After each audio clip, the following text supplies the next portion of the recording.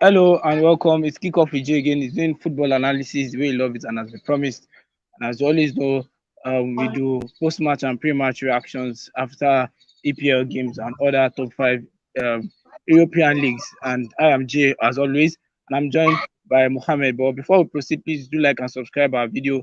Very much important for the growth of the channel. I'm Mohammed. It was a late winner for Arsenal right there, and Man United lost right at the Emirates 3-1 defeat. How do you feel about this one? Well, I think for the neutrals, even for the United fans and the Arsenal fan, I think it was a very interesting match. Like we said Okay. before the match, we predicted an end-to-end affair, and I believe the two teams lived up to the affair. But this is football. I think at some point in the game, it was United looking like they were going to take the win, and at another point, then the game changed and Arsenal won the game. It was a very interesting one, and I think I enjoyed that. For a neutral like me, don't mind the jersey. Actually, for a neutral like me, watching football generally, it was an exciting one to watch till the very end generally. So let's walk through some of the things that happened in the game. Let's talk about the Rashford goal first. Typical Manchester United, they nicked the ball in the midfield, and in split second the ball was already in the back of the net. First goal for Marcus Rashford in the Premier League. How do you feel about that one? Well, I think, like you said already, typical Manchester United. During preseason, Eric Ten Hag said he wants United to be the best transition team in the world, and made people thought it was more like counter attack. But it means it's artificial transition. When you win the ball in the middle of the park by pressing high, by the next 5 seconds, you're heading your opponent's goal. And that was a fantastic finish by Marcus Rashford. He had a very good performance against Nottingham Forest, and it's good for him to be building his confidence. And I felt today he could have even scored even more than one goal.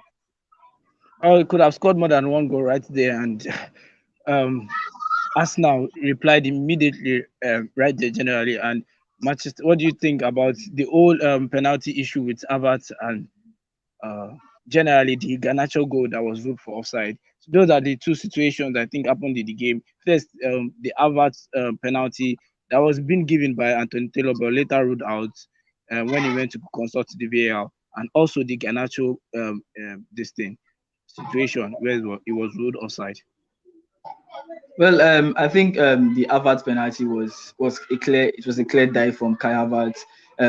Wan-Bissaka did not have a contact with Kai Havertz. At first, it looked like Wan-Bissaka had stamped on him, but Havertz had moved already before Wan-Bissaka stamped on him. And good decision from the VAR to call that one out. Now, for the Garnacho's goal, before the season started, there was a rule that came out in which the rule said before a player is counted offside, all of his body must be ahead of the last man, of the defender, whereby they said the rule will be implemented in the Premier League. But maybe, like we've said, this few games of the season, we've seen so many controversial decisions, and I think that offside call was very tight. And if United had gone on to score the second goal, at that point, I think it was game over. Yes, we saw how the second goal was very pivotal to who picks up uh, the game right here. And looking at the third goal, that just emphasizes your point because Manchester United were trying to push high and maybe get a leveler before the final whistle. Then they were hit with the soccer punch right there. So generally, who do you think was the man of the match before we go on and general thoughts on the Well, game? I'm not sure there was any standout player for me from the two sides, but we should talk about Jogo Dalot. I think he did very well in keeping Bukayo Saka silent throughout the game. Before the game, there was a lot of worry that because Saka is one of the best wingers in the world, there was a lot of worry how would he cope against such a very good winger. But I think he did very well. And we also saw Andre Onana today. His composure and calmness gave United a +1 in the build-up play. And even at a point, Arsenal stopped pressing him because what is the point of pressing someone where you cannot get the ball away from? I think those two players were standout for Manchester United. And Rasmus Højlund as well, I think it was very, very fantastic. When he came on, he really gave the Arsenal, Gabriel, Magalhaes a really, really tough time. I think these three players did quite well for Manchester United.